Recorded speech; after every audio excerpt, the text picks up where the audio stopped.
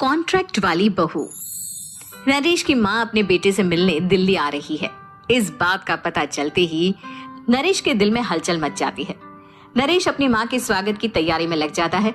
साथ ही उसे डर भी सताने लगता है कि उसकी माँ कहीं अपनी पुरानी जिद पर फिर से बैठ ना जाए। हे भगवान, इस बार बचा लो। अगले साल पक्का माँ की जिद पूरी कर दूंगा। तभी दरवाजे की घंटी बजती है। नरेश दरवाजा खोलता है तो सामने अपने मकान मालिक को देखकर हैरान हो जाता है, क्योंकि उनके साथ एक सुंदर सी लड़की भी थी। अब नमस्ते अंकल, कुछ काम था, मुझे बुला लेते। आपने क्यों कष्ट किया? अरे नहीं नहीं, इसमें कष्ट कैसा।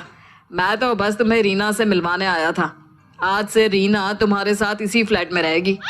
अंकल, कोई लड़का फ्लैटमेट नहीं है? एक अनजान लड़की के साथ रहना मेरे लिए थोड़ा अजीब होगा। देखो नरेश, मैं तुम्हें पहले भी बता चुका हूँ कि इस फ्लैट में तुम्हें किसी ना किसी के साथ एडजस्ट करना ही होगा, या फिर तुम अकेले पूरे फ्लैट का किराया दे दो, मैं किसी को नहीं रखूंगा। नरेश अपने मकान मालिक की बात सुन के रीना के साथ रहने के लिए तैयार हो जाता है, पर अंदर ही अंदर उसे ये बात खाने लगती है कि वो अपनी माँ को क्या जवाब देगा जब उसकी माँ रीना के बारे में उसे पूछेगी। दिन बीतने लगते हैं। नरेश और रीना अच्छे दोस्त भी बन जाते हैं, पर अभी भी नरेश अपनी प्रॉब्लम का सॉल्यूशन नहीं ढूंढ पाता। एक दिन नरेश बहुत परेशान सा बैठा होता है। तभी रीना उसे पूछती है, क्या हुआ नरेश, तुम काफी परेशान लग रहे हो, सब ठीक तो है ना? हाँ सब ठीक है, बस एक छोटी सी प्रॉब्लम है। वो एक्चुअली 2 दिन बाद मेरी माँ मुझसे मिलने आ रही है। अरे तो इसमें प्रॉब्लम क्या है, ये तो खुशी की बात है। हाँ रीना, बट मेरी माँ एक जिद लेकर बैठ गई है कि मैं शादी कर लूं, पर मैं अभी इस चीज के लिए तैयार नहीं हूँ। ऊपर से जब वो तुम्हें देखेगी तो 100 सवाल करेगी, क्या जवाब दूंगा? अरे इसमें कोई टेंशन वाली बात नहीं है। मेरे पास ना इस प्रॉब्लम का सलूशन है, जिससे ना तुम्हें शादी करनी पड़ेगी और ना ही तुम्हारी माँ मेरे बारे में कुछ पूछेंगी। रीना की बात सुनकर नरेश सोच में डूब जाता है। वो सोचता है कि रीना खुले ख्यालों वाली लड़की है, कहीं माँ को सच बता ना दे। नरेश को सोच में डूबा देखकर रीना कहती है, अरे क्या हुआ, किस सोच में पड़ गए? डोंट वरी, जैसा तुम सोच रहे हो ना वैसे कुछ भी नहीं है। मेरे पास एक प्लान है।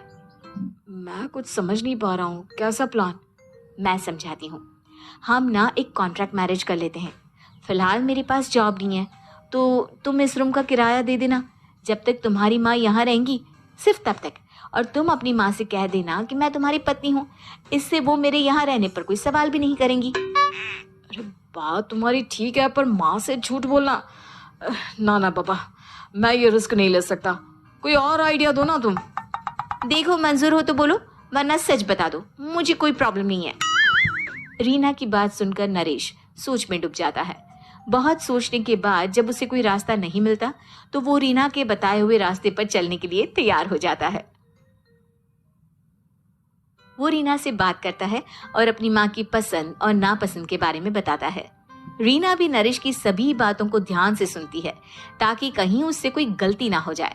आखिर वो दिन भी आ जाता है जब नरेश की माँ उससे मिलने दिल्ली आ जाती है।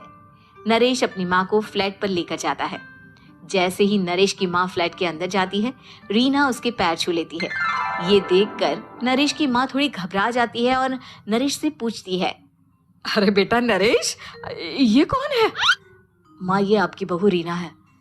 माफी चाहता हूँ, सब कुछ इतनी जल्दी में हुआ कि आपको बता ही नहीं पाया, इसलिए सोचा कि क्यों ना आपको सरप्राइज दिया जाए।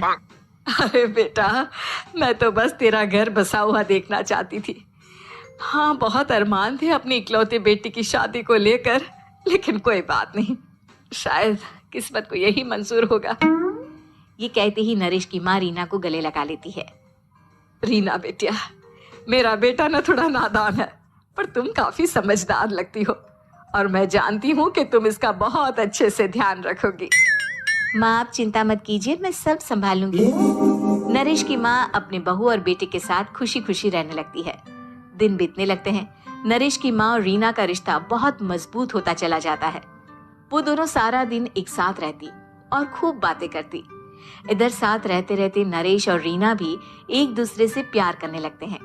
दोनों को इस बात का एहसास हो जाता है, फिर भी वो इस बात को छुपा कर ही रखते हैं।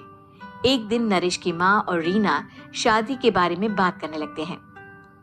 रीना बिटिया, ये तो नरेश ने मुझे बिना बताए शादी कर ली, वरना मैं तो अपनी इकलौती बेटी की शादी इतनी धूमधाम से करती कि सारी दुनिया देखती रह जाती। अच्छा माँ, आप ऐसा भी क्या करती नरेश और मेरी शादी में जो दुनिया देखती रह जाती? अरे बिटिया, एक माँ के अरमान तुम अभी नहीं समझोगी। मैं तो अपनी बहू को एक रानी की तरह लेकर आती और शादी भी बिल्कुल शाही अंदाज में करती, पर मेरे तो सारे अरमान ऐसे ही रह गए। खैर, मुझे तो अपने बेटे और बहू की खुशी चाहिए बस। ये कहते हुए नरेश की माँ की आंखों में आंसू आ जाते हैं। रीना भी ये सुनकर ख्यालों में खो जाती है, क्योंकि वो भी मन ही मन खुद को नरेश की पत्नी और उसकी माँ की बहू मानने लगी थी। शाम को जब नरेश ऑफिस से घर आता है तो रीना खुद को रोक नहीं पाती और नरेश के सामने उसकी माँ को अपने और नरेश के रिश्ते का सारा सच बता देती है। रीना की बात सुनकर नरेश की माँ दोनों से बहुत नाराज हो जाती है और घर वापस जाने की बात करने लगती है। तुम दोनों ने मुझसे सच छुपाकर बहुत ठेस पहुंचाई है मुझे। अब तुम लोगों के साथ नहीं रहना चाहती मैं। कल ही वापस चली जाऊंगी अपने घर। माँ, मुझे माफ कर दो, ये सब मैंने रीना के कहने पर ही किया है, वरना मैं भी आपको कभी ठेस पहुंचाने के बारे में सोच भी नहीं सकता। हाँ माँ, हमने ये सिर्फ आपका दिल रखने के लिए किया, प्लीज हम दोनों को माफ कर दीजिए। तुम दोनों ने मेरे अरमानों के साथ खिलवाड़ किया है, और वैसे भी मुझे अपने बेटे के लिए एक अच्छी लड़की ढूंढनी है, इसलिए मेरा यहाँ से जाना ही बेहतर होगा। माँ की ये बात सुनकर रीना खुद को रोक नहीं पाती। माँ, क्या मैं आपके घर की बहू बनने लायक नहीं हूँ? रीना की बात सुनकर नरेश हैरान रह जाता है। नरेश की माँ भी कुछ समझ नहीं पाती। मैं कुछ समझी नहीं, आखिर तुम कहना क्या चाहती हो? माँ, मैं वो नरेश से बहुत प्यार करती हूँ और साथ ही साथ मैं आपको भी अपनी माँ मान बैठी हूँ। आज जब आपकी बातें सुनी तो खुद को रोक नहीं पाई, इसलिए सारा सच आपको बता दिया। रीना की बात सुनकर नरेश की माँ की आंखों में आंसू आ जाते हैं और वो अपने बेटे नरेश और रीना को गले लगा लेती है। मेरे घर की बहू तो सिर्फ रीना बिटिया ही बनेगी। मैं आज ही तुम दोनों की शादी की तारीख निकलवा दूंगी, बस एक बार तुम्हारे घर वाले मान जाए। उसी दिन रीना के माता पिता भी उनके फ्लैट पर आ जाते हैं।